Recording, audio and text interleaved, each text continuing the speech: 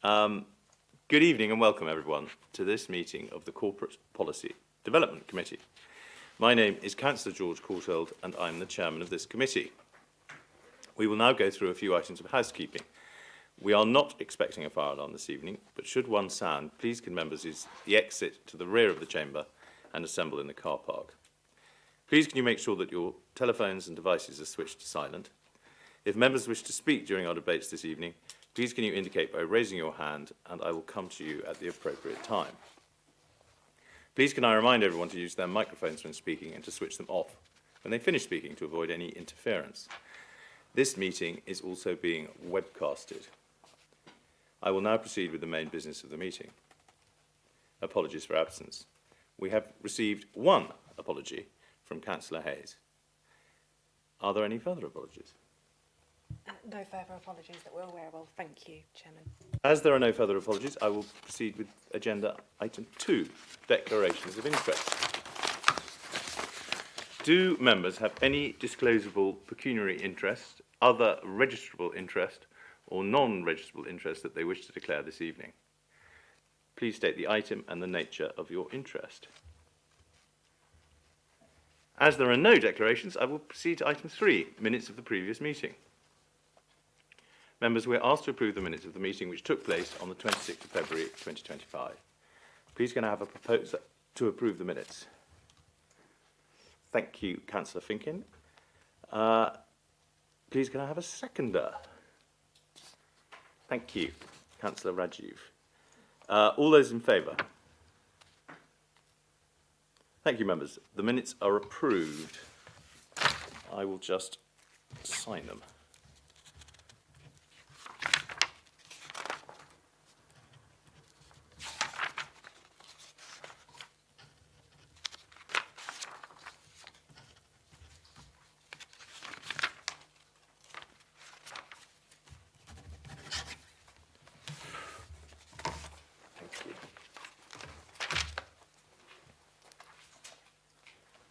I will now proceed with agenda item 4, public question time. Members, as we have no registered speakers for this evening's meeting, I will proceed with the next item of business, which is agenda item 5, waste review, public consultation and collections policy update. Members, the report for this item is set out on pages 5 to 38 of your agendas and will be presented by Charlotte Payne, Head of Operations. Welcome to the meeting, Charlotte.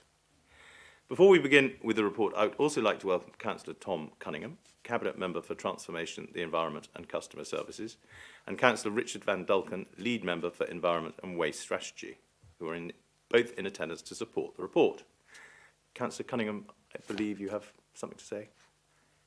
Chairman, thank you. Very good evening to you and to members of the committee. You'd be delighted to say I haven't got too much to say, but I just wanted to give a very brief introduction and say how much I know Charlotte and the team are looking forward to presenting the updates on the consultation and the emerging draft waste policy, of which the full decision in terms of how we implement what is going to be probably one of the most wide-ranging and comprehensive changes to key operational service delivery, probably, I imagine, in this authority's 50-plus years' existence. A major change ahead of other significant changes that will come further down the line in terms of our approach to local government and how that's structured across Essex. But this has been a big one in terms of our residents, and I think you'll see that through the number of consultation responses, how actively involved communities, residents have been in the process. And I think what I would like to say, just by means of introduction, is to thank the residents and the community groups, local parish councils, and of course members of this authority who have done so much to actively convey the message that this consultation was taking place and encouraging people to engage. It is a tremendous response, and as Charlotte will refer to, has generated responses of considerable quality and depth to inform the decision-making process. Just by other means of thanks, I would like to thank obviously all the team that's been involved, right from Corporate Director Sherry, who's with us this evening, to Charlotte, the Head of Service, but the team right across right across the organisation who've been working on this, particularly communications, and also our own operations team whose input has been, based on their own first-hand experience, has been absolutely essential and will be essential in terms of the practicalities of delivering whatever policy that emerges at the end of this process, the policy that will be implemented in the first financial quarter of next year. I won't say any more, but there's a very good presentation lined up which Charlotte will lead you through, and I know Charlotte, and if Richard and myself can, Richard and I can help with some of the questions, which I'm sure Charlotte will not need help, but we're on board as well at your convenience, Chairman, to answer and look forward to receiving questions from members. Thank you very much indeed. Thank you, Charlotte. Please, can I ask you to present your report? Thank you. Yes, so we have the report, but I thought it would be helpful to run through a presentation as well to try and bring the report to life. Before I do, I would just draw members' attention to 3.5 in the report, which makes reference to the fact that this is a draft policy and it is not determined in any way. So what we're talking about is the preliminary waste consultation findings and a draft report that has been developed on the basis of those, and as Councillor Cunningham said, that will be going through to Cabinet after your scrutiny today.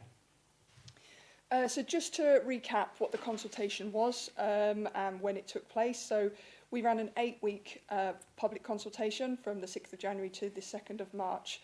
It was held on one of our new online platform. Whilst we did provide the opportunity for paper copies of, for anybody who wanted it, we also provided the opportunity for anybody who needed it to call into customer contact or into the operations team to have support as well. So alongside that, we had engagement sessions across the district. We added additional ones as we needed to really ensure that we explained what was going on and gave everybody the opportunity to be able to engage. And I'm really pleased to say that we got 7,847 responses in the end, which is a really significant number and provides a great level of information for us to be able to move forward with developing a policy and a collection methodology off the back of that feedback.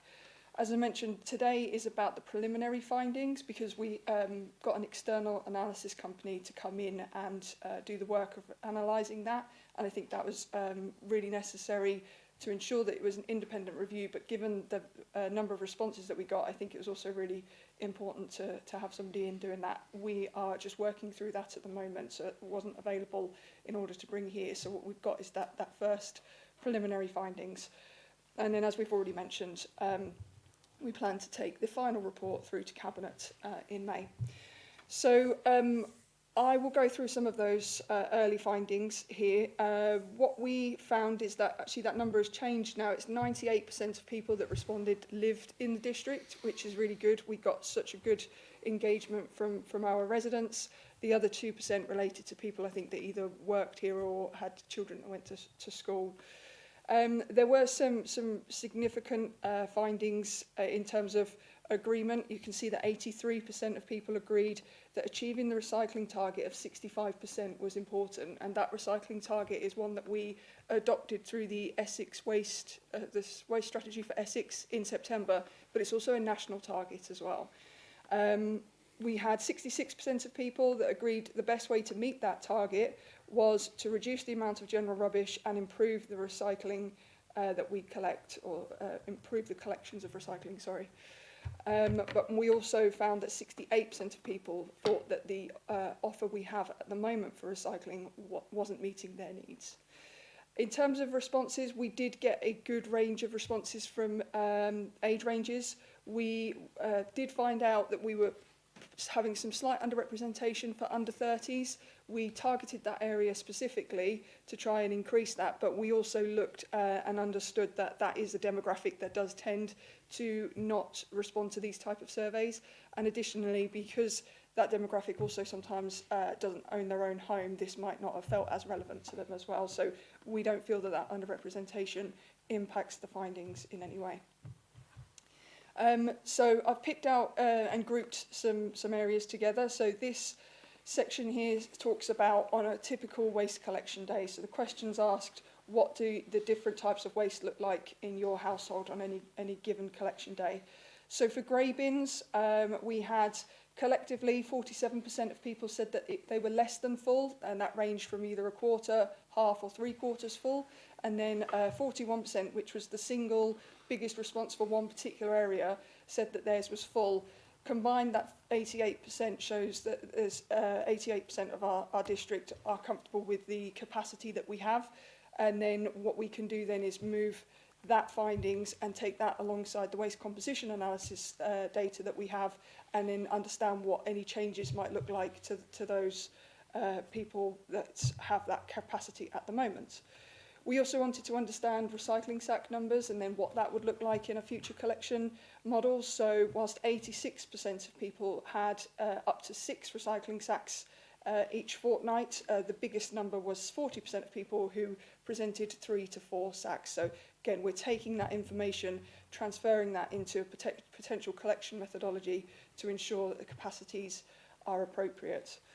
In regards to food waste, the fact that 18% of people don't use food waste is something that we have seen replicated through the waste composition data, and we had 56% of people who said that they don't fill their waste caddies. We only had 2% that said that they had more waste than their food caddies could cover, and you can see in the grey bins that was 12%.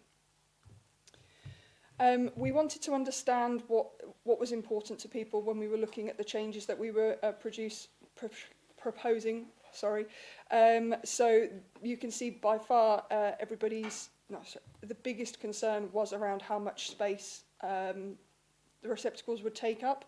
But second to that, I believe, was making sure that people had enough containers for the waste. So what we need to do is balance that people want enough containers, and we need to make sure that it's taking up the appropriate amount of space for particular property types. So we've dug into that a little bit more to understand the concerns that people have about space relevant to their property types.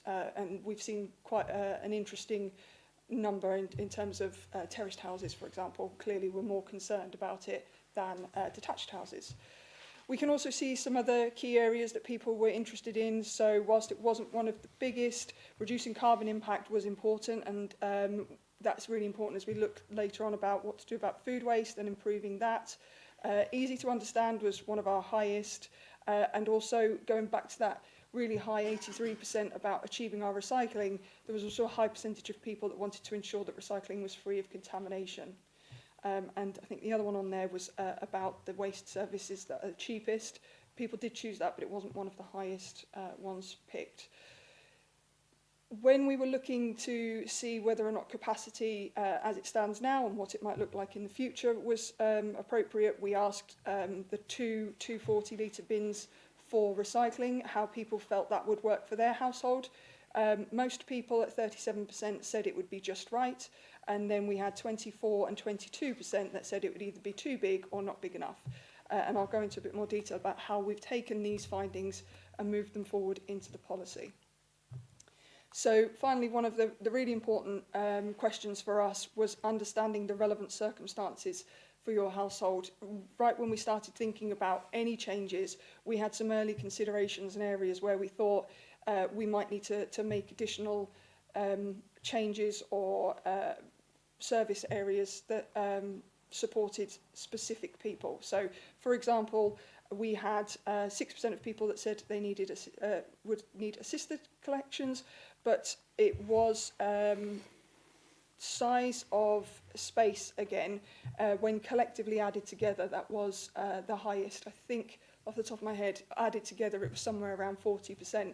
You can't add these numbers up because some people chose multiple ones, so adding them up doesn't give you the right percentage. So we've got some work going on in the background to get that correct number. But we did have over a third of people that said that there were no issues for them whatsoever. There are other things in terms of capacity as well that we've taken forward and looked at in the policy.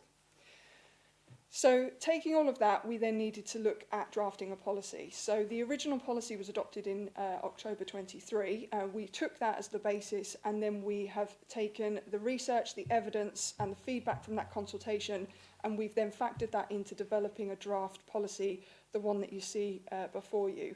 We benchmarked other policies, so I talked in the past about absorbent hygiene products such as nappies and sanitary. So we benchmarked some of that to make sure if that was something that came out of this. And I think from the previous slide, it was about 13% of people said that might be something that they would need. We've factored the possibility of that in so that you can see if we chose to have a collection that required AHPs, then we can talk about how that might look.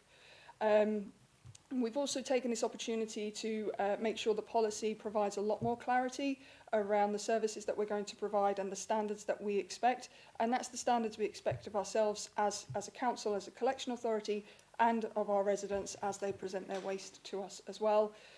You'll notice as well through the draft policy at the end of each heading, there's some numbers and then it might say new. What that is doing is referencing back to the original policies so that you can cross-reference them and talking about where we've either added more information or put whole new headings in to make sure that everybody can see the difference from where we've moved from to what we're proposing now. And as I mentioned earlier, we have made some assumptions, but we just have to caveat that nothing has been decided. We're taking this evidence, we're taking the benchmarking information, we're bringing forward a policy for scrutiny, but nothing is decided and will be decided until May. So just picking out some of the key areas where I think the policy has moved and enhanced the offer from where we are now, and happy to go into more detail about this as people have questions, but we have given a bit more information around assisted collections.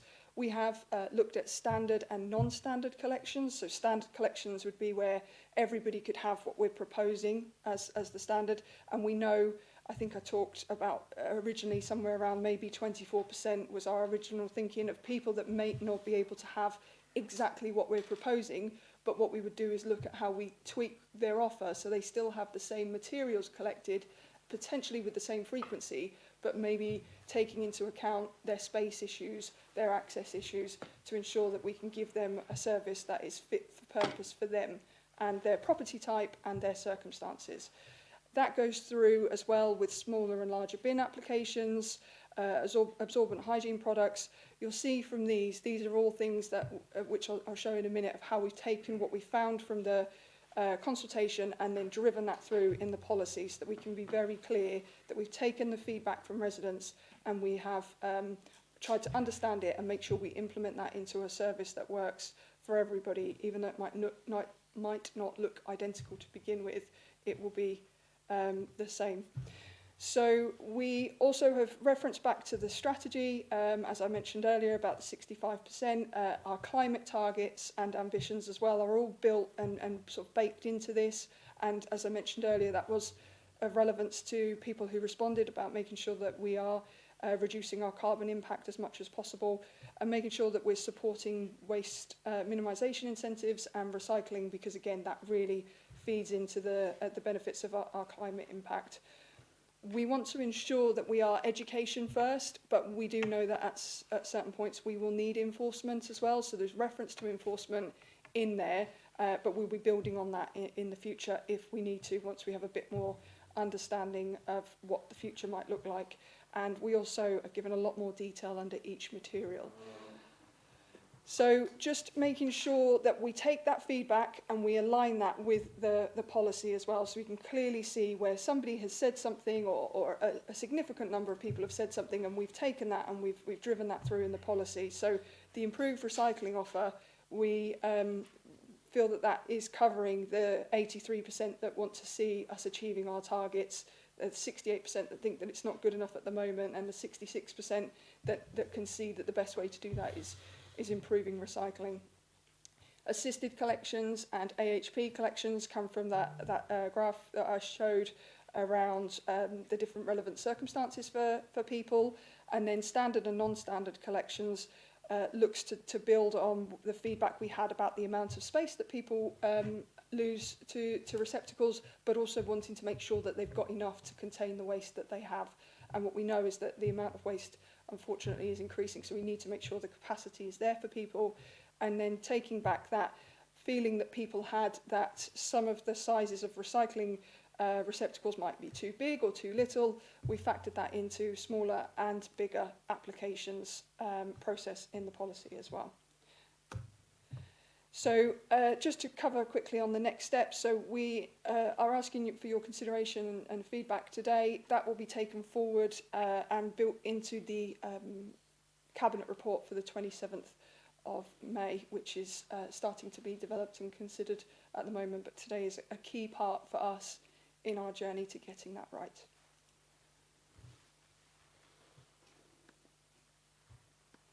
Thank you, Charlotte.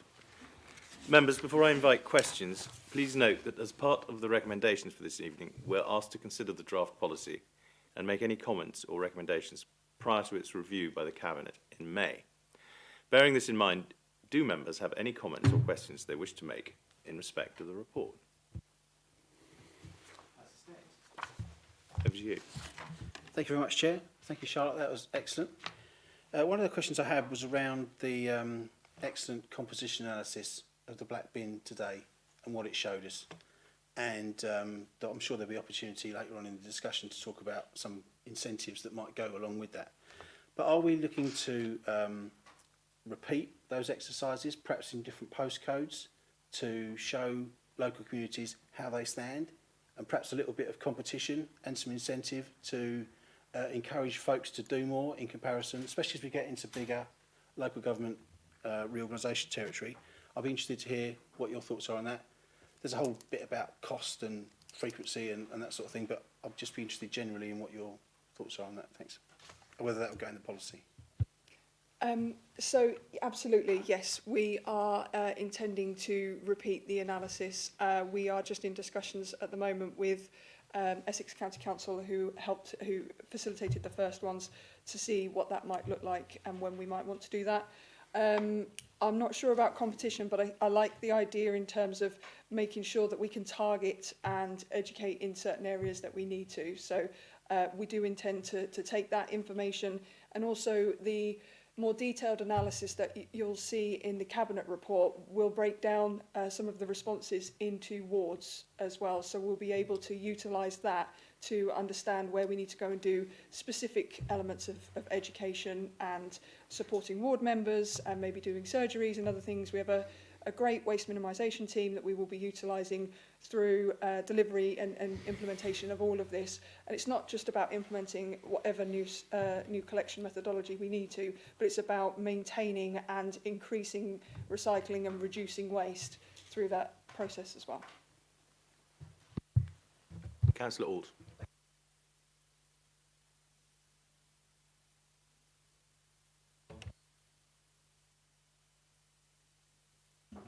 I would assume that we are either ahead of the curve or behind the curve on this, and there must be benchmarks of what great looks like, and there must be councils in the UK already doing this and are achieving them benchmarks.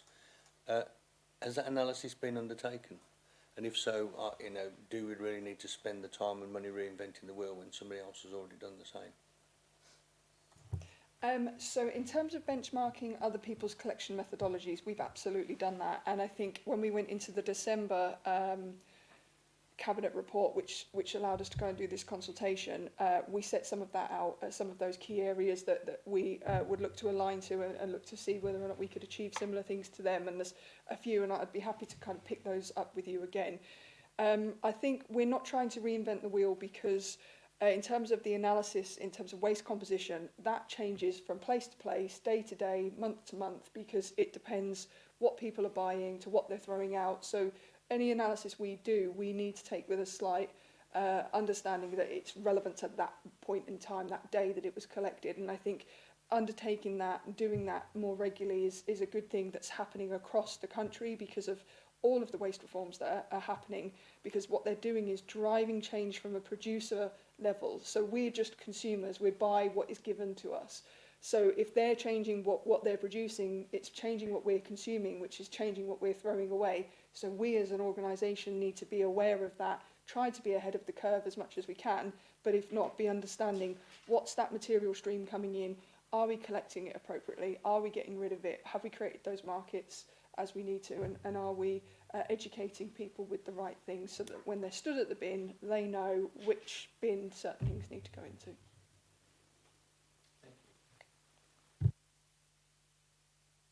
Councillor Thurgood. Yeah, just on the grey bin collections. Obviously, in the original proposal, it was for that to be collected 3 times. Once every 3 weeks, and that was one of the main concerns of a lot of people. In particular, people that have young children, nappies, etc. I see you mentioned AHP, absorbent hygiene product waste, perhaps additional collections. Could you explain how that might work? So I just remember from when we had young children, compared to now, our black bin, we probably have about a half to 1 bin bag every 2 weeks. But back in those days, I think we were to the brimming. We were at the top when we had nappies and stuff. So, you have to appreciate how different households cope, with their waste. So, if you could just explain how those additional collections might work. Thank you. So yes, we knew right from the beginning that potentially absorbent hygiene products such as nappies could be an issue. And back to Councillor Alt's point, we did benchmark to see what other people had done. So what's proposed in the policy is understanding of what others have done and making it right for Braintree. So I'll talk about how that might look, but just to confirm in terms of the data that we've got, the response from the consultation was about 13% of people said that they might need it, and that aligns quite closely with the findings of the waste composition analysis. So that's good. That shows that this isn't going to be necessarily a huge problem, but it's a big enough problem to have made itself into this draft policy. So what we're suggesting is that it would be an opt-in service. And again, this is just draft at this point, but potentially an opt-in service that people would ask for. It sets out in the policy standard timelines that would be for, so for children up to 4, but it also incorporates people over the age of 4, because it's not just children that need these products. And then you would have a collection of those AHPs. It gets a bit complicated to explain, but it would be basically, as a resident, it would be collected the week before your grey bin is due to be collected. So you'd have it collected then. You could also present another sack of them the week of your residual waste collection, and then it would then be collected again the week before your next one. So you end up having no more than 2 weeks, as you do now, before, and what it creates is an additional capacity that there isn't at the moment. So that's what the early thinking is on the basis of other successful places that have been doing this. For example, in Wales, which is the 2nd highest recycling nation in the world, we've looked closely at some of their policies, and this is very much driven from one of theirs as a way that they've made it work as well. Councillor Hall. Thank you, Chairman. In terms of the administrative cost of this to manage it going forward, presumably currently we have people who miss their bin collections, and those bins need to be picked back up again, and they ring the office here or ring somewhere and speak to somebody in Samuel. Has the analysis been undertaken? Because the frequency of this now alters. The amount of opportunities for it to go wrong are greater. So what is the impact on that, on the inbound calls coming into this office here from people who are going to miss the bin collection, forget the bin collection or whatever? So I think what we're very clear about is that the success of this works in how we communicate it, and making sure that we communicate it well from back when we started talking about this in December through the decision we make in May into implementation. So I think if we do that right, and if we make sure, which is an absolutely key fundamental part of what we're doing, no matter what decision we make, there's going to have to be change. So we have to communicate that. So we just have to make sure that the communication methods are appropriate. So there's a question in the consultation that said, how do you want to be communicated with? We will look at that and we will build on that and make sure that it's appropriate to how people want it to be. If we get that right, then I don't think we will see an increase in missed collections being reported. We're very clear in here what we expect from missed collections. It's not vastly different to what we have now. So I think we will have consideration to the potential for it to get worse, and we are working with colleagues across the council. So this isn't just an operations project. We work with colleagues in customer contact, planning, across comms, all of them. So we'll factor that in as a possibility, but I believe that the way that we're planning this and the way that we are driving communication as the key part of this, that we shouldn't see a big spike. And will it be fundamental in terms of that testing process? Would it be rolled out in a small area first and tested, or would this be a wholesale? It would be wholesale. I don't see there's any benefit to rolling it out midway because it'll get complicated, but our recycling contracts, our communicating to a small area, we don't think so. We want to communicate wholesale to everybody. This is what we're doing and make that very clear. So there has been a modelling for all this in terms of logistics, staffing. Presumably there's an increase in staffing. All of that will be coming through in the Cabinet report. Councillor Pinkett, I think you had a question. Yes, some of the questions have already been asked by Councillor Alt, but I was just thinking about the point of changeover really, and the resource needs. I mean, you talk about having an excellent team and so on, but I just imagine on the day of change, it's going to be quite overwhelming for the council, and you might be underestimating the number of people who are really going to find difficulties in adjusting to that change and doing the right thing and so on. And I mean, the education obviously is important. Some of that can be done beforehand. But I mean, a lot of it is going to have to be face-to-face, isn't it, really? And I just wonder, whether there is sufficient capacity within the council to be able to cope with that. I agree with changing over all at once. I think that's much better than doing it piecemeal. But even so, it's going to be a big concern, I think, on the day, as it were. Yes, I think any big service change is always big, and this isn't the only big service change that's ever happened. So we've got lots to learn from Braintree and from others. I think Councillor Alt mentioned that this will have happened before. We aren't breaking the mould in terms of changing services. So we've got things to understand that's worked, lessons learned from previous ones. But what I would say is that the amount of people that responded to the consultation was enormous for a consultation response. That shows how engaged our residents are in this. And I think if you've got engaged residents and if we've got good communications, which we did, we went out and we engaged with people face to face. So I think in our engagement sessions, we engaged with nearly 1,000 people, which that might not seem lots, but it was only 19 sessions to do that. So we have already invested a lot of resource into this and we will continue to do that. So I don't think we are underestimating it. It's a huge project that we talk about a lot, but I take on board your concerns and I'll make sure we do continue to factor them in. But we know that this needs a lot of good communication and we'll be looking to members, as we did with the consultation, for your support in your wards, because that, I think, made a big difference in the uptake that we got from people as well. If I might just add to that excellent response by Charlotte, I totally appreciate where Councillor Finken's coming from. Key to all of this work is pragmatic contingencies.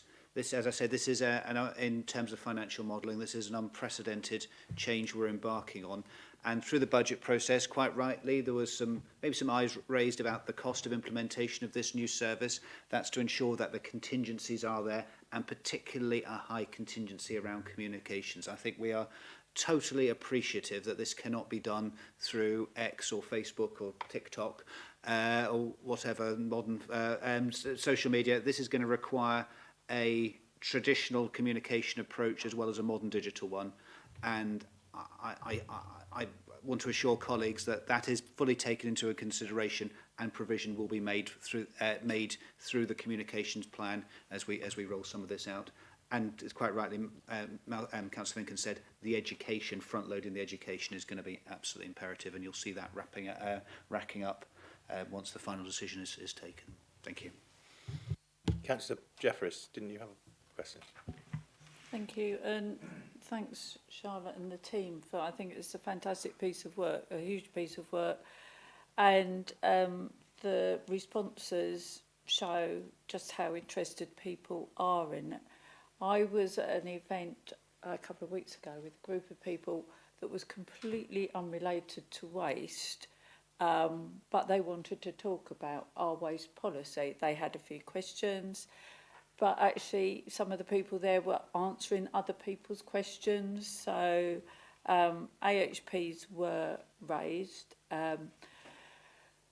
Food waste, some people were saying, I don't know that everybody's got them, but we used to have indoor waste bins as well as outdoor ones, and I think certainly some of the people there hadn't got them, and that's quite useful that you sort of collect some of your food waste indoors before taking it outdoors. Although one of the people did say she doesn't use her food waste bin because she was worried about rats. So I did say that she might want to speak to Environmental Services about the rats problem, and that could be perhaps something that people were worried about. But one of the interesting things that, so sort of one lady was saying, oh, well, if it's only a 3-week collection, my bins are just going to be over full. This is one of the questions I didn't have to answer, because one of the other people said if you recycle more, you won't have so much in your bins. But what was interesting was actually that they were talking about it, and it was completely unrelated. So, you know, it has got people thinking. I think people actually are really interested in what we do and the fact that we're reducing waste and the cost of landfill, and I think they get it. So hopefully that will be good. Just to quickly come back on the point around the internal food caddies. So we'd seen that coming back through the consultation findings. Some people said, I don't use it because. So we have factored that into, we're going through a procurement process at the moment that will come forward in May with different options depending on which one.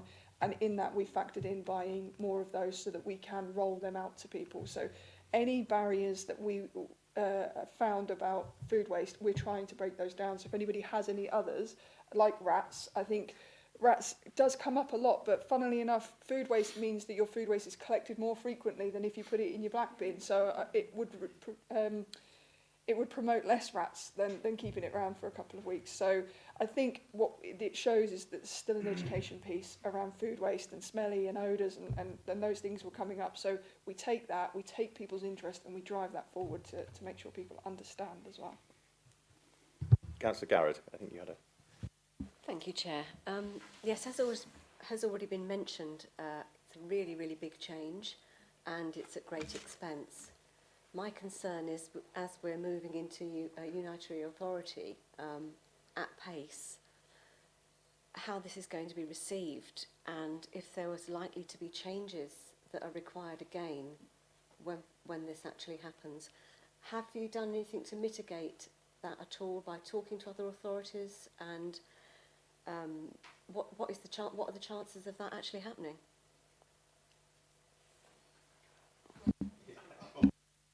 So, thank you, Councillor Garrett. So, yes, absolutely.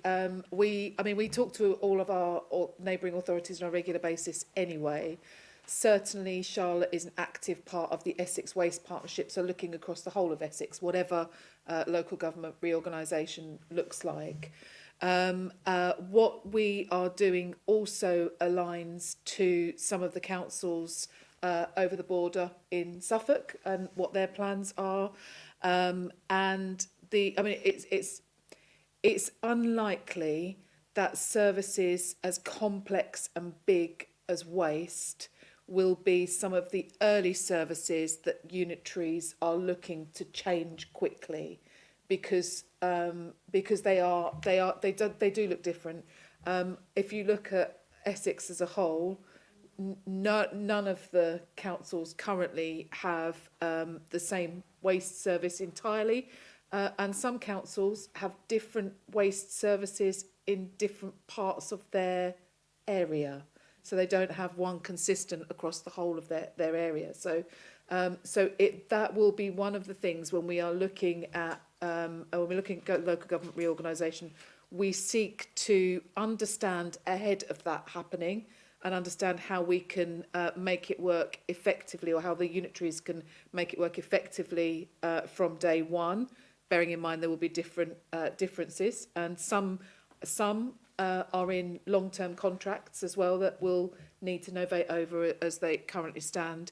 So what we've tried to do is align as much as we can possibly with what we're looking at across Essex Waste Partnership, but also align with the guidance that's coming out from government and the Environment Act, because we genuinely think that is where things will end up. They might all be going at different paces, but that's where things will end up. But we will keep talking to our colleagues in other areas. There are a lot of people watching us and what we are looking at doing. So it may well be that we go first in some of the more radical and larger changes, but there are a lot of people looking because they need to find a way to make things, to make the recycling targets work, to make things affordable, and to meet the legislative requirements that are coming up. Just to confirm, simpler recycling requires what we're proposing in terms of the twin stream collection, which is where the majority of the cost comes in. The suggestion to potentially go to 3 weekly is how we offset that cost and how we minimise waste. We make sure food waste is collected, we reduce the carbon impact, all of the things that drive the things that we've set as ambitions comes through that restriction. The other bit is about meeting legislative requirements. And we have been looking at this not just as the waste collection authority that we are at the moment, but as a whole system approach. So making sure the disposal element is factored in and looking at what that would look like in any future change as well, I think. Yes, I mean, I think it's a very very good point. And with local government reform, we do find ourselves in an invidious position for the next 2, potentially 3 years. Obviously, this is a policy directive influenced by central government policy, and of course that is the same for everyone else. But we know great change is coming down the line, but we're in this strange position. We don't know what exactly it's going to look like. Now, we will get greater clarity over the next 6 to 9 months of who the current Braintree district may find themselves working with. As Sherry alluded to, there are conversations through the Waste Partnership and through the sector on this collaborative working.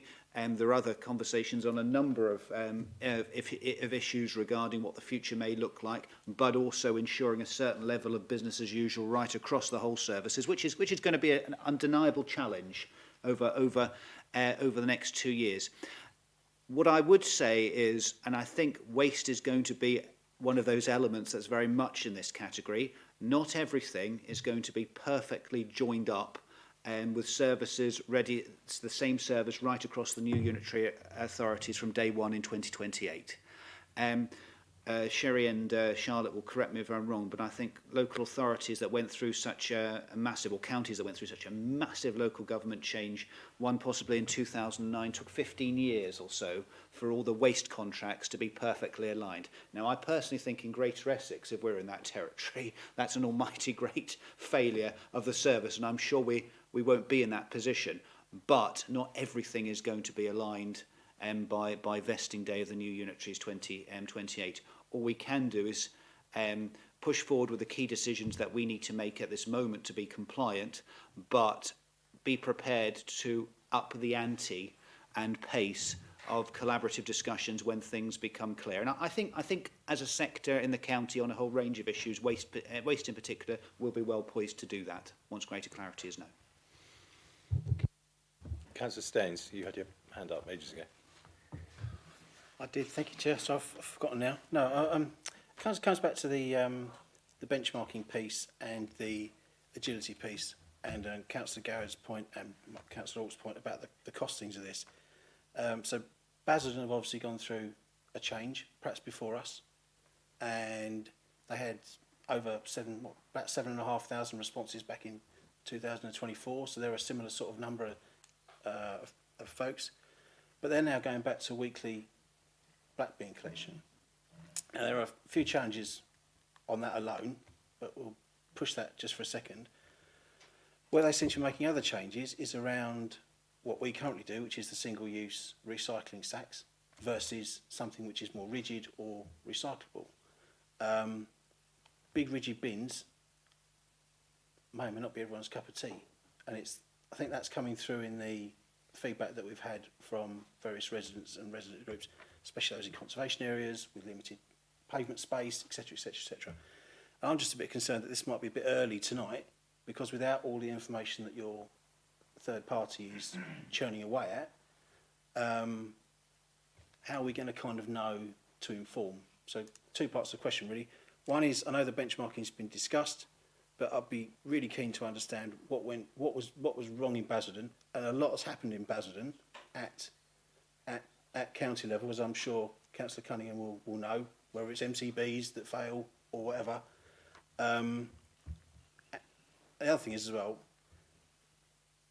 a cost impact there will have a cost impact to our residents as well, because it will all be picked up within a bigger local government authority. So that's the first question. And the second one is around the recycling piece. I know we want to keep it dry, I know we want to keep it well sorted, I know we want to keep it tidy, but is a big rigid bin the best thing? And I know you've got provision in the policy to talk about considering different things, but what are those options really? And could parishes be involved in those discussions, specifically around clusters of areas that might have a bigger bin to accommodate more users, to reduce the number of bins that everyone has to manhandle down their long stretches of drive, and that type of thing. So that's 2 questions really. So, thanks. So I don't want to make any reference to Basildon's decisions. So what I will do is I will talk more generally about guidance that's out there. So RAP, who are the Waste Recycling Advisory, something beginning with P, who work with DEFRA, have guidance out there, and work that they've done over many, many years shows that the best way to reduce residual is to restrict the frequency and the size, which is what we're looking to do. The waste composition analysis very much showed that food waste that we've had in since 2011 is not achieving the rates that we want it to, with only a third of it likely to be being collected in the caddy. So the recommendation is made to reduce waste and improve recycling, especially food waste. That is the biggest climate impact, the biggest cost as well. So that's why we've done that. What other authorities are doing, yes, we're benchmarking it, and we're taking that into consideration for how we want to do that in Braintree. So Basildon are doing what Basildon are doing, we're doing what we're doing, which is what we think is the best thing for Braintree. In terms of the bins, so we, again, through that benchmarking, through understanding what others have done, through discussions with the processors that take the waste and be able to do something with it, because the worst thing that anybody can do is sort their recycling and then it get wet and therefore not be recycled. We believe through all of that work, bins are the best option. The biggest capacity, easy to manoeuvre. So wherever possible, we think that's the right thing to do. In terms of your point around could parishes be involved to consider cluster areas, unfortunately the answer to that is no, because cluster areas, you would start to suggest is moving back towards bring banks, and the government guidance and the changes in law are that we have to collect from the curbside.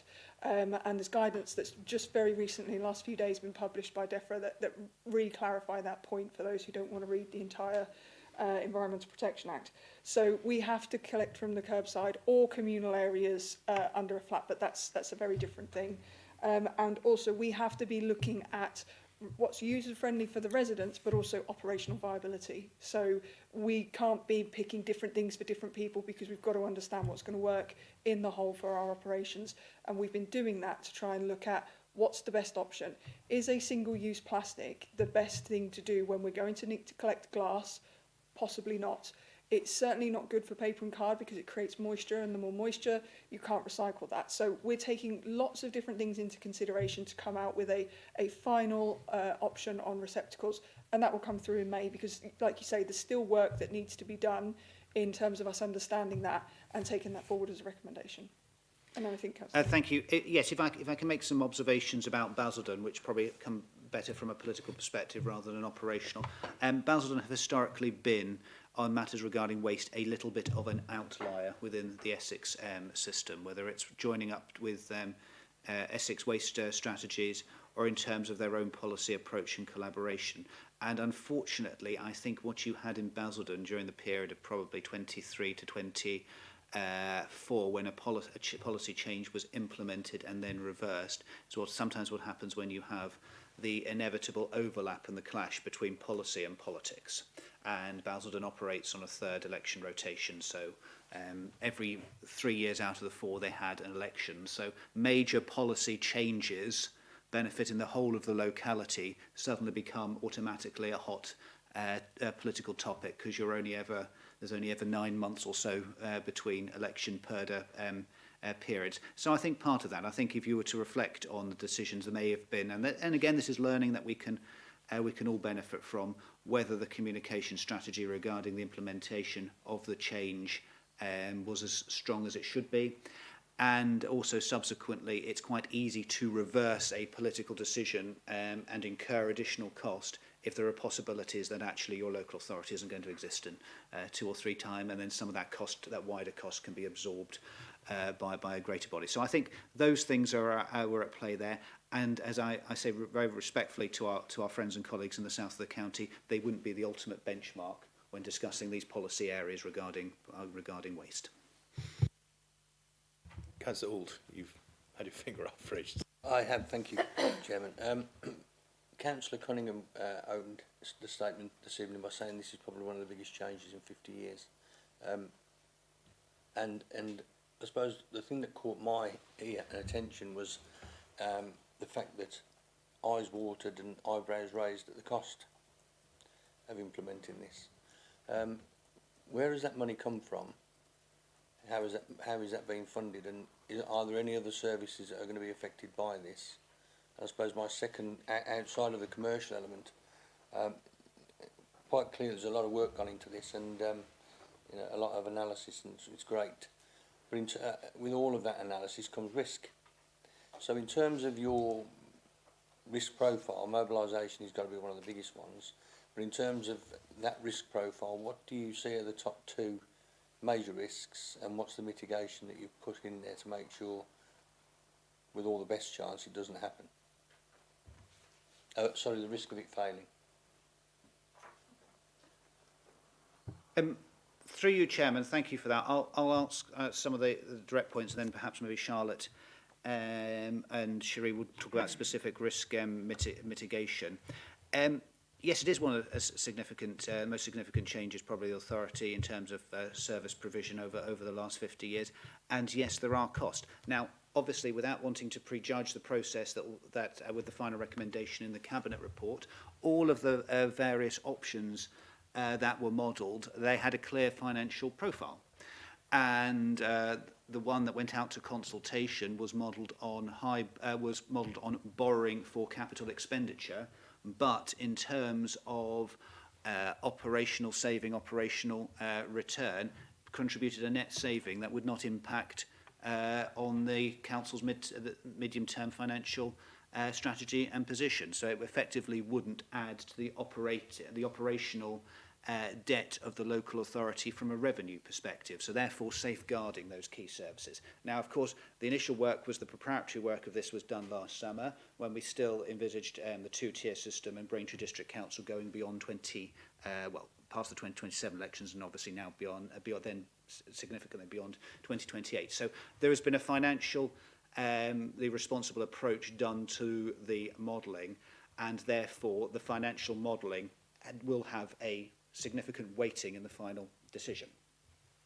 Along with other criteria, you know, operational effectiveness, some of the things, practical usage, some of the things that we've touched on upon this evening. And within that, as I mentioned earlier, considerable and responsible contingency, financial contingency, has been placed in that modelling. And I think one thing we've all learned in this sector, is particularly over the last 5 years since COVID, that actually cost of implementation, cost of delivering anything, there's been some woeful estimation, not necessarily in this authority, but across the sector as a whole. So that honest and slight pessimistic contingency in the sums has been hugely important. I think our financially modelling has been very, very sound. So we can have some reassurance there. In terms of the risk register, in terms of the risk profile, it's monitored through the risk register, but I don't know if Charlotte or Sherry wanted to come with some specifics on that. Just picking up on that commercial point, in terms of that capital repayment, how many years is that over, and we've already put £50 on green waste. Mhm. Do you perceive that over that capitalised period that people's bills are going to have to go up to assist to pay for this? To pay for the green bin? No, to pay for other bins. Pay for it. Well, yeah, I mean, I'm going to hand over to Charlotte, but our borrowing is a responsible borrowing at a steady rate of interest. We can give you some more specifics of that, and I think that would be funded partly through Public Works Loan Board, but also there will be significant grants coming from government to help, well, grants coming from government, significant is open to interpretation, but to help enable some of this change management. But Charlotte, did you want to come with some more specifics On your that? point specifically about green waste, no, green waste is not there to pay for bins or anything else. Green waste is a self-subsidising service, so it follows the polluter pays principle, so that people who have garden waste that need it to be disposed of from the curbside have to pay for it, so that people who don't aren't funding that service. So that's not what it is for.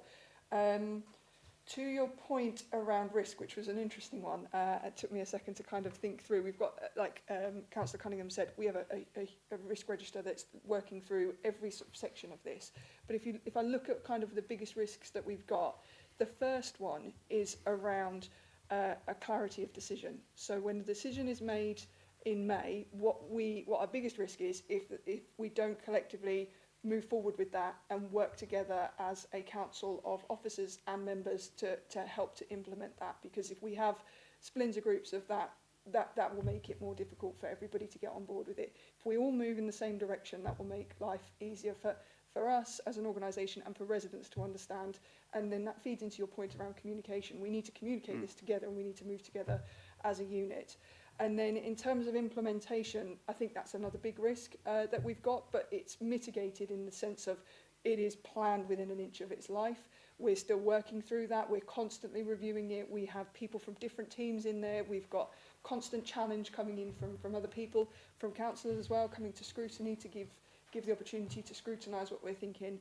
So I think there are significant risks, but I'm going to say something that I'm probably going to regret, but I feel that we're in a good place at the moment of mitigating them. That isn't to say that something crazy isn't going to come in, like a mayoral election, at the same time that this is supposed to be being implemented as well. So we're just factoring in all of those things. So if that pointy finger went to somebody who said that, and you talk about the splinter groups and people taking ownership, that pointy finger goes to the person that says he's in charge, she's in charge.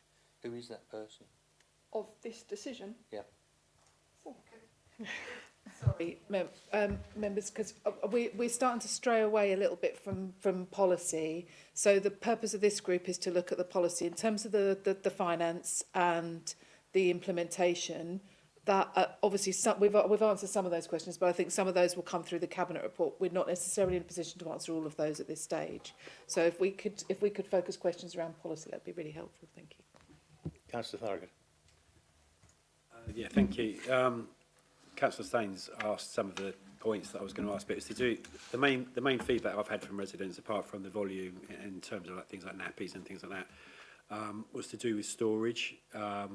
So obviously, grey bin, green bin, and food bin will be more or less the same, and this is in regards to terrace housing. They're the people that seem to be most concerned with this, because they think, where am I going to put 5 bins? So I believe some terrace housing in some of the historic areas of Coggeshall and Kelvedon, I think they put their green bin waste in plastic sacks, I believe. So will that? How will the recycling, the cardboard, paper and glass and plastic work for terrace housing? Really, that's one of the main concerns I'm getting back. Thank you.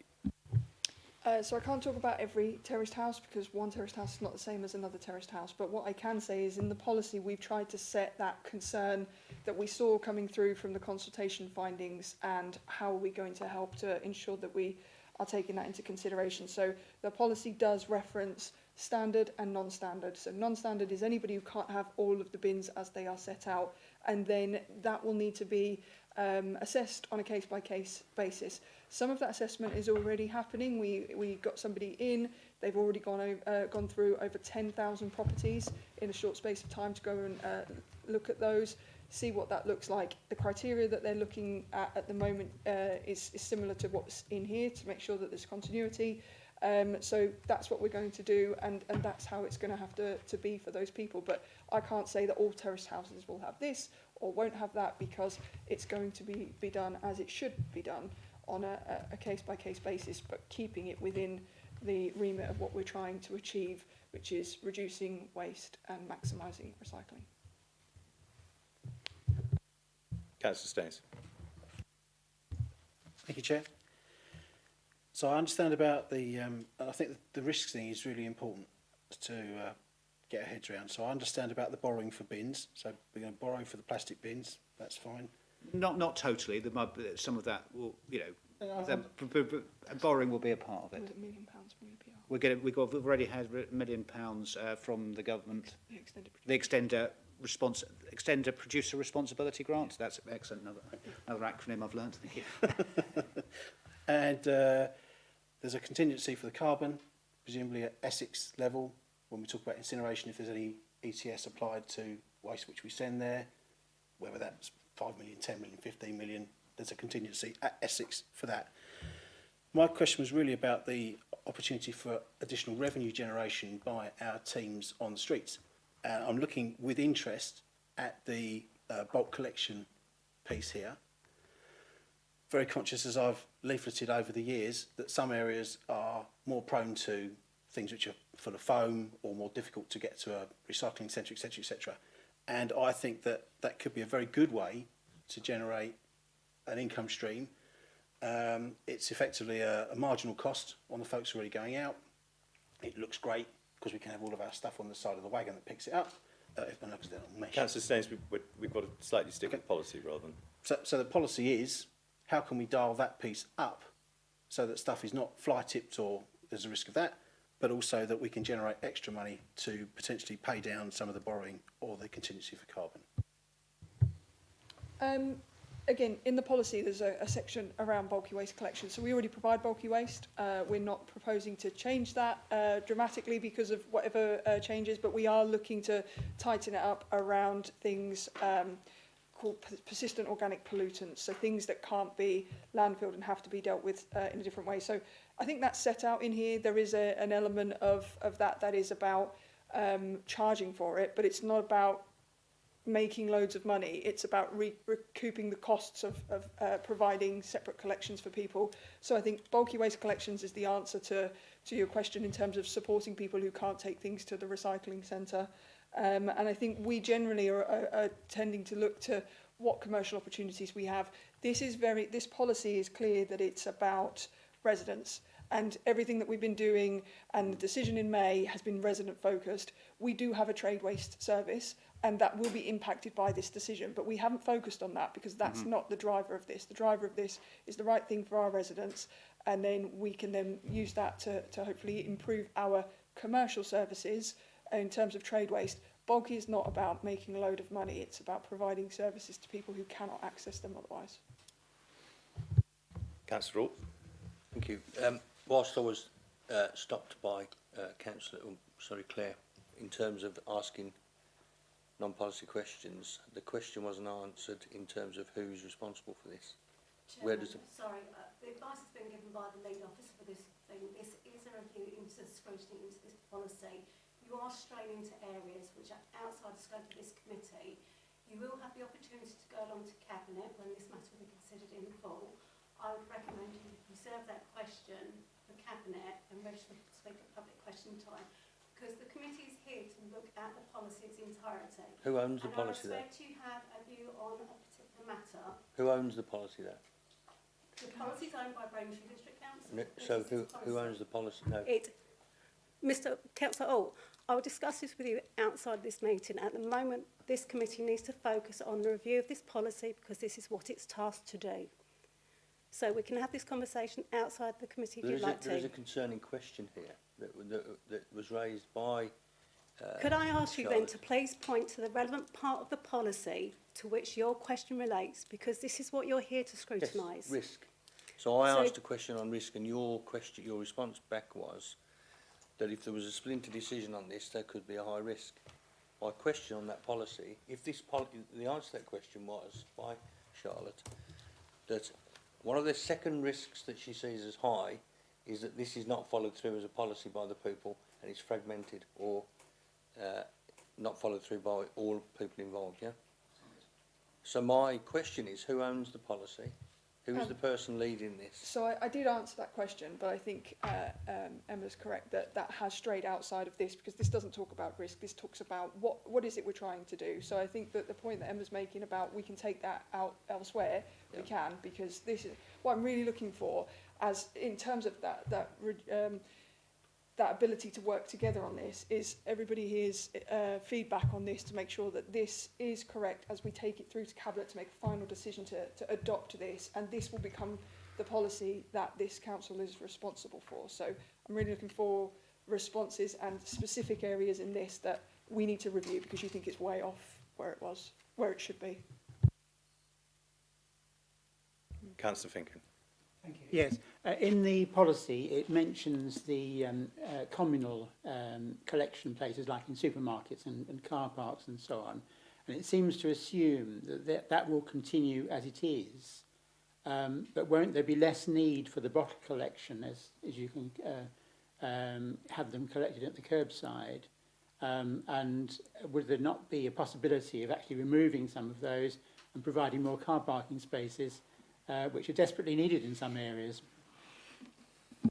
Right, so just to say, so the communal element is relevant to flats. Sorry, I used the wrong word. Yes, okay.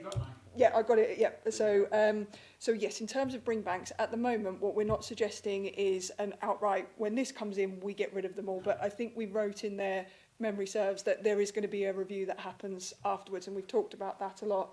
We have 12% of people responded to say that they would still use bring banks even when it will be able to be collected from their household. Now, we'll wait to see whether or not that happens. So we don't want to just take them out, but we also ask questions around what other waste would you like to see recycled? Batteries, more textiles, other things. So we're going to use that information to drive when we don't need, say, glass bring banks anymore. Do we put something in for waste electricals or something else instead? So we've used some of that questioning specifically for that thought that those bring banks might not be there. I can't talk about if people are going to put car parking spaces in instead, but we might still use them as the ability for people to take other forms of waste there if they really do feel that they were driven to going to bring banks out of a habit that they have. So yeah.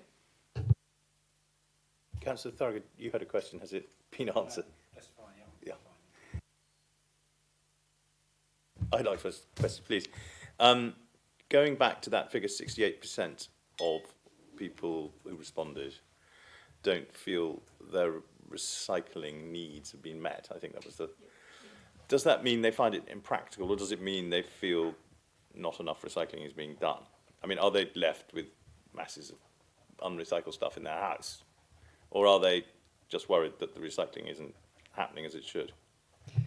So that's some of the work to dig into that a little bit more, and the full analysis that will come through to Cabinet will have some more detail around that. But from early indications of what we've seen, what that really refers to is a lot of people see that going to a bring bank for their glass is an inconvenience. So their current recycling service doesn't meet their needs because they have to go to a bring bank. So glass was the main one that came back, but other things like going to the supermarket for your plastic film as well, things like that that will now, and it really does support the changes that are coming in that we're proposing, because they will now be able to be from the curbside. So it was more to do with that than it was any of the other suggestions, but we'll have a bit more detail of that in the full detailed analysis in May. Thank you.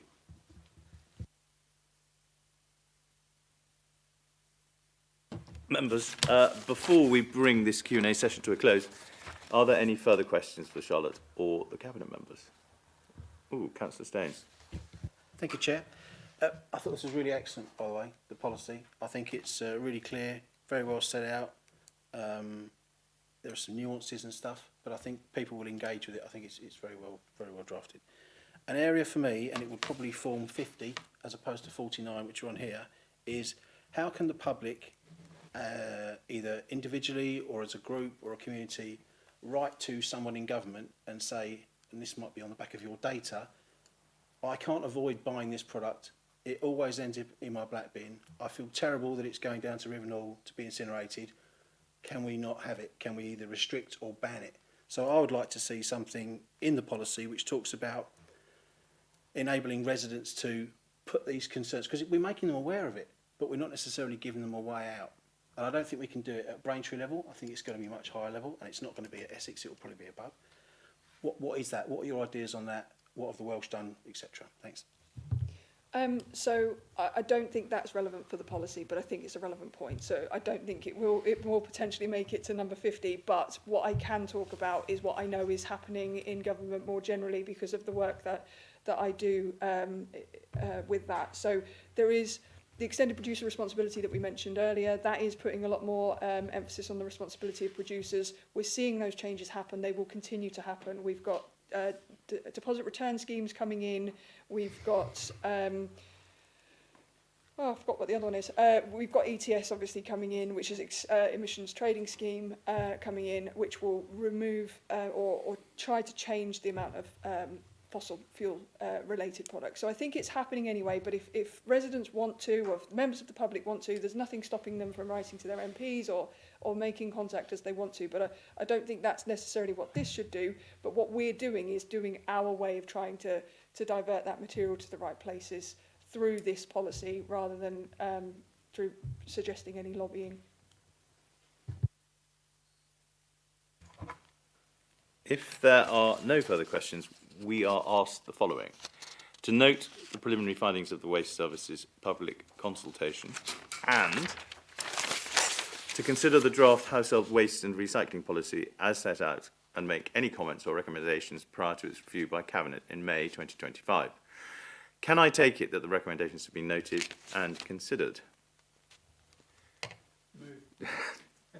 Thank you, members. The recommendations have been noted. Thank you, Charlotte, for your excellent report, and Cabinet members for your attendance this evening. You are welcome to leave the meeting if you wish. Members, we will now proceed with item 6. Oh, do we need a show of hands? No. Chairman, it's just noted that this committee has made no formal recommendations to Cabinet on the drafting of this policy. I think that's what the members need to understand. So having debated this.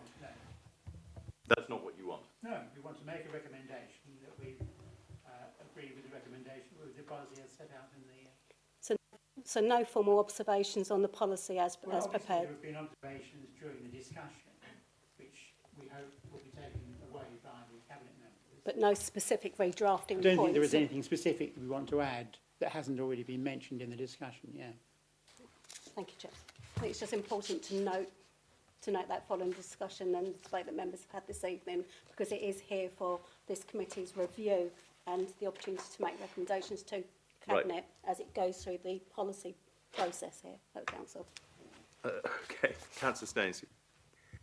I've got green. Why's that? I think Malcolm Stubbley's bottle. Oh, sorry. Yeah. That's it. Yeah, so I didn't mention anything at the time, but in the previous set of minutes, a number of councillors had been called out and comments made against their name, which is fine. I spoke. My name wasn't mentioned in the minutes. I think, just picking up on the councillor's point here, we have made a lot of suggestions, and Councillor Staines, you've not made a formal recommendation for an amendment to the policy. You've debated the policy, you've debated the research. do we have an action point to? Was there a point here to say, please bring forward proposed amendments? No, I don't think there was. I'm just looking for how I would have brought it.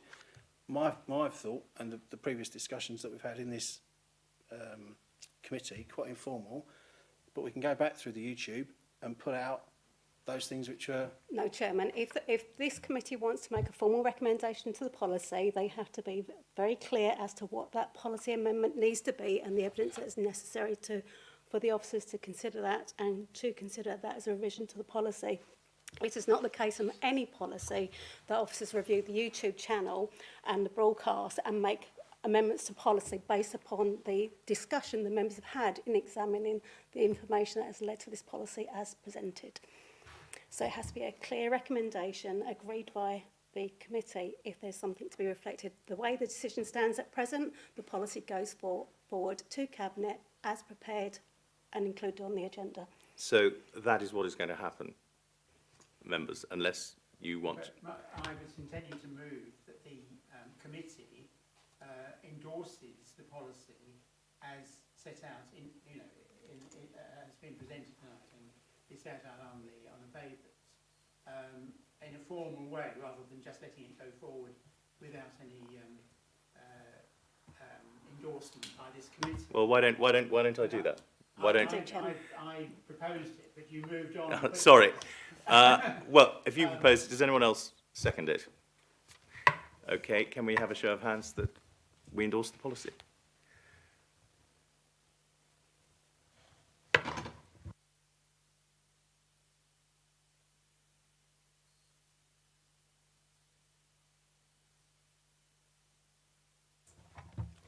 Who is against?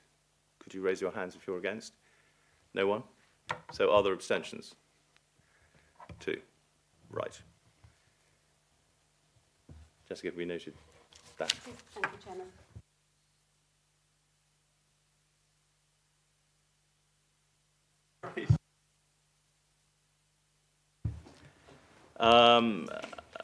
Thank you, members. Thank you, Charlotte, for your report and Cabinet Minister for attendance. I'm now moving back on to agenda item 6, scrutiny review into ASB draft recommendations. Members, the report for this item is set out on pages 39 to 42 of your agendas. Please can I invite Jessica Mann, Scrutiny Officer, to present the report. Thank you, Chairman. So, members, this is just a report I've drafted based on the discussion that we had at the last meeting. So the last evidence gathering session that we had into antisocial behaviour, specifically, policy aspect around that. The purpose of the report is just to allow you as a committee to sort of review what was discussed last time and look at whether we might want to draft some recommendations from that. Those recommendations are listed within the report that you have before you this evening. So it's under 3.71 onwards. So there are 4 recommendations that we pulled from the discussion that we had at the last meeting. So just to recap quickly, we have had 3 evidence gathering sessions into ASB. So we're coming to sort of the conclusion of the scrutiny review now. So we are looking at making some recommendations that could potentially go to Cabinet. But we also need to underline the point that those recommendations, if we do have any, must be evidence-based. So there must be evidence taken from the information that we have received so far from officers to support those recommendations. So those recommendations that I've basically just tried to formalise, they're not recommendations yet, but they're potential recommendations is what I should make clear. I've just pulled those from the minutes and the discussion that we had last time. So really it is for you as a committee tonight just to look at those in the report, make any suggestions or amendments to what I've added in the report there. If you don't want to proceed with those as they are, then that's absolutely fine. If you'd like to maybe suggest any other potential recommendations that that you might have identified from the information we've received, then you can do. Charlotte has kindly agreed to stay and support the discussion, so we can raise some points with her. So really it is for members to discuss, and I'll just hand back over to you, Chair. Thank you, Jessica. Councillor Garrett. Thank you, Chair. I've noticed that 3.7.2, although I've specifically asked for more support for victims, it was on the television, it was openly discussed, and there was a lot of complaints that victims were not supported. You haven't put that as a draft recommendation. So it's free. Is that 3.7.2. 3.7.2? So although you mentioned it, so the emphasis around the victims, is that? I believe that the council should take more responsibility in supporting victims in some way, if possible, and certainly have something within the policy that they are signposted. It has a tremendous effect, antisocial behaviour, on the victims of from the perpetrators, and it can have some long-standing effects. I just think there should be some sort of structure in place, or some sort of briefing paper that could give them help to signpost where they can go if there are charities still available at that time. But certainly we discussed these charities at the last meeting. Councillor Garrett, I mean, so draft recommendation 3, Yes. which talks about the council reviewing its policies on ASB with a focus on information and support to victims of ASB, including signposting to third-party organisations who provide support and assistance. Have you got anything that? How would you like to strengthen so you've that? written what I've said above that, and then you've made that draft recommendation. Yes, do you have any ideas about what the council could do within its remit to support victims in any other particular way? And what's being done at the moment? With respect, that's part of your policy review. That's the evidence. If you feel that as a committee that the council could do more, then that's your recommendation to the cabinet, and it's for you to identify where you feel that there is a particular shortcoming. Yeah. The council is subject to the statutory guidance, which is victim focused and has that to be in that case for a number of years. But the council's position is a tricky one, because whilst we are here to serve our statutory duties and to provide support and guidance, we cannot be seen as an absolute one-stop, like council said.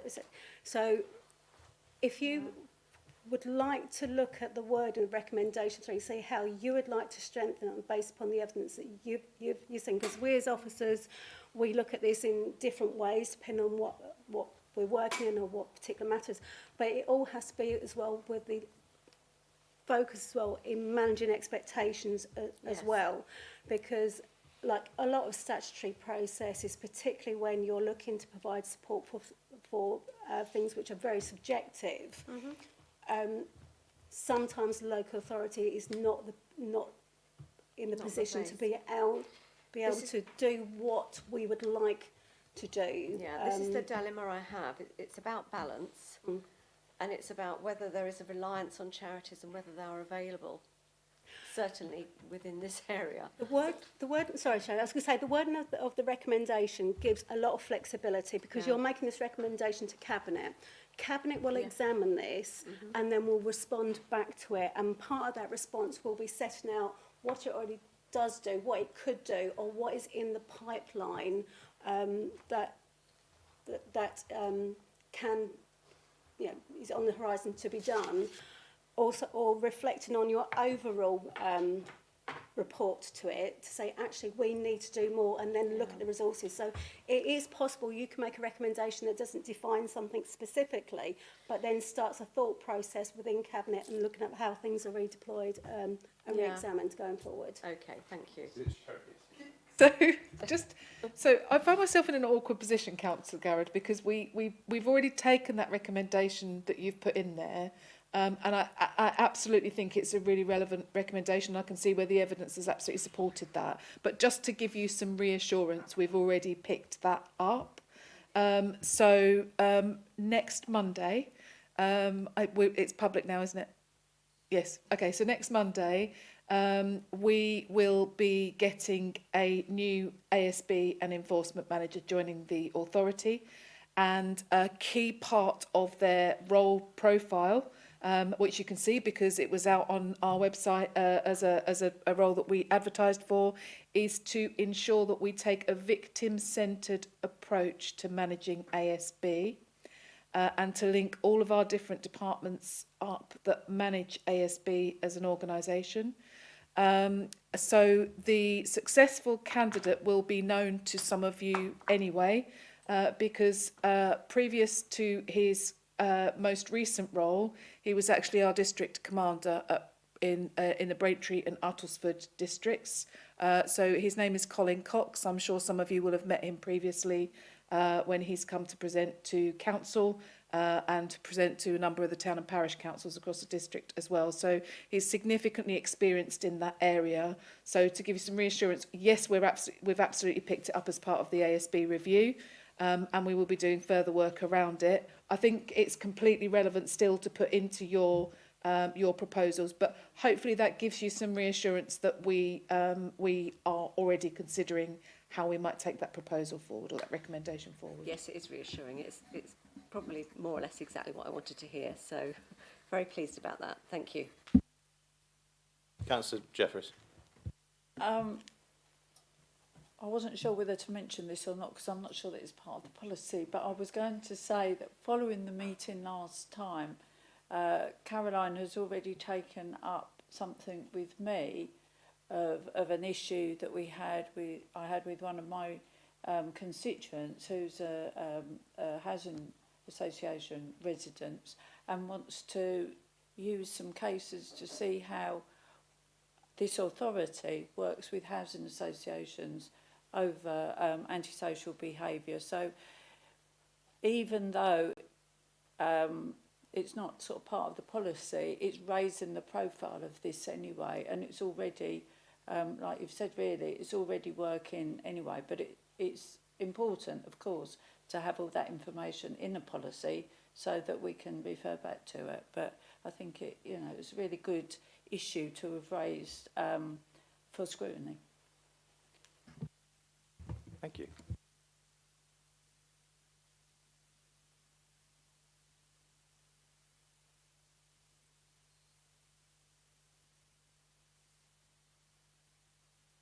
Sorry. Any further comments or suggestions? Sorry, Chair. Is there an opportunity to submit some suggested recommendations after today? Would that be appropriate? Yes, Councillor Staines, that is fine. So not promising they'll all go forward, but we'll certainly look at those and assess them. And if you can obviously supply it with the evidence as well alongside that, that would be perfect. Thank you. Charlotte. Sorry, the only thing I'd say about that, Councillor Staines, obviously you've got the four within the officer's report, but obviously the recommendations need to be approved by the committee, so it'll have to come. You'll get a further update essentially with the recommendations as you've put forward. So where tonight you're potentially going to come to the conclusion for the draft, go forward the draft report, will just be delayed by one committee cycle essentially, because obviously members collectively will want to see what all those recommendations are, debate those, consider what do you want to go forward in your report. So just that caveat, there'll be a slight delay in formalising the final report. Charlotte, you were going to say something? Yeah, I think Emma's has covered it. Just my concern was if more get added in later on, then there needs to be a sort of time frame of when that stops. Otherwise, it's never going to make its way through to Cabinet. So I think Emma picked that up anyway. Okay. Thank you, members. The suggestions, comments this evening will be typed up following the meeting and circulated to the committee members to review. Is that... No. Chairman, just it would be very helpful for Jess in preparing the draft report is that if members could give an indication that they're content for those four recommendations as set out in the report to go forward in the draft report, subject to receiving from the whole committee, just not Councillor Staines, if there's any other recommendation they'd like to put forward. So next time you meet as a committee, you'll have a firm set of recommendations to give the... So Emma, what you're saying is next time we meet, we'll have 5 recommendations rather than 4. Well, subject to what Councillor Staines or any other member puts forward. So members have got a second opportunity to put forward those recommendations. Councillor Ward. Thank you, Chairman. Within the policy, obviously, we have one of the most significant issues sitting on our doorstep in the community. So within that antisocial behaviour policy, is there anything that defines what is termed as so if you have a group of 12 people standing there, of mixed people standing there, is that antisocial? If you have a group of 40 people standing there, is that antisocial? You looked at a definition within the law because it depends really what they're doing, but this review is about reviewing the council's policies on ASB, our existing policies.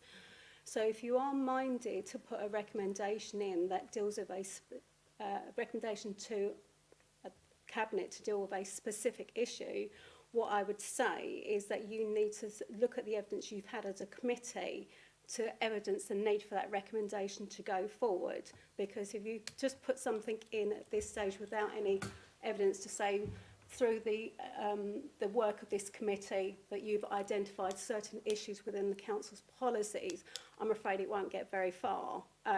That's just how scrutiny works, as you know. But you are not looking at a specific policy. What you're looking, you're looking at ASB. You've had an ASB review go alongside this, which has at times been very, very helpful and useful because members have been able to access some information prematurely, possibly, and had updates as those have gone on.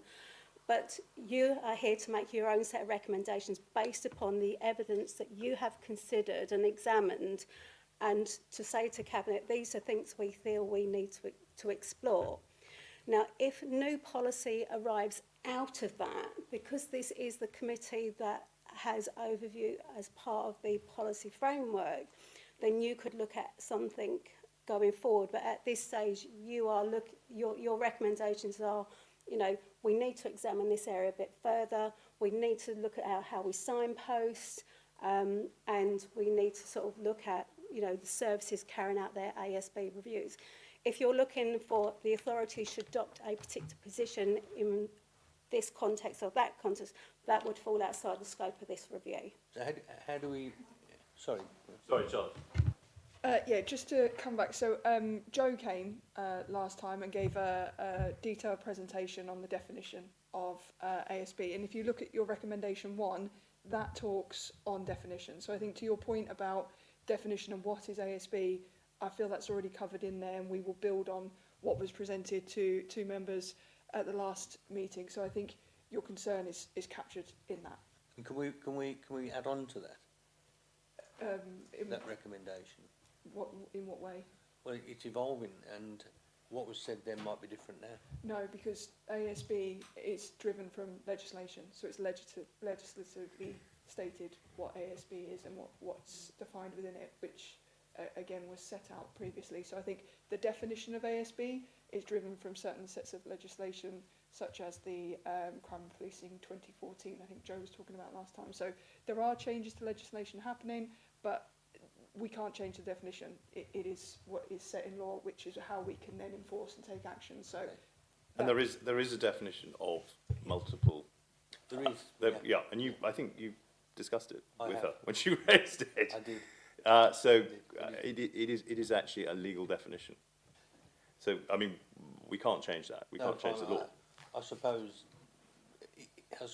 yeah, it's been flouted, and so I suppose, how does that get reinforced is what I'm trying to get to. But so are you saying you're not happy with one of the records? Would you like to change? No, I'm not. It's not that I'm not happy with it. I just see that if that policy covers that's fine. But that's changed up there, and now we have issues, which if they're covered in that policy, that's fine. So, Sorry, Charlotte. So, again, looking at the other recommendations, if you instead looking at the recommendations as a whole, you've got promote and provide the definition. You've got provide more information to parishes. So we're taking that definition, we're giving it to more people. You've got a victim-centred approach, and then the last one is about reviewing how we deal with ASB. So I think that all 4 of them, encapsulated together, covers your concern. So understanding that definition, making sure people understand what that is, through to how we implement that in there. So I think with those definitions, I think they're broad enough to be able, and we've understood, we've heard what your concerns are, and we can take that forward. As Sherry said, got somebody starting on Monday, they'll have access to all of this information that we've done and the scrutiny that you've done, and they will be taking that forward. So I would say, from what I've heard, that I think those 4 recommendations as a collective cover your concern. Thank you. Good. Do we have any other thoughts, recommendations or suggestions? I've got here, should members have any suggestions following this meeting, please can they be sent, along with the required evidence, directly to Jessica, so that they can be reviewed. The next stage will be to begin drafting the committee's formal report to the Cabinet, incorporating our finalised recommendations. Please can I take it that the report has been noted? Could I have a show of hands? Thank you. The report has been noted. Members, this item concludes our business for this evening. The next scheduled meeting of the Corporate Policy Development Committee is due to take place on Wednesday the 18th of June 2025. I'd be grateful if members could ensure they keep a note of this date and notify the governance team accordingly if they intend to give their apologies for the meeting. I'd like to thank those who have watched the meeting this evening online. I will now close this meeting of the Corporate Policy Development Committee at 8:50. Thank you all for your attendance and have a good evening.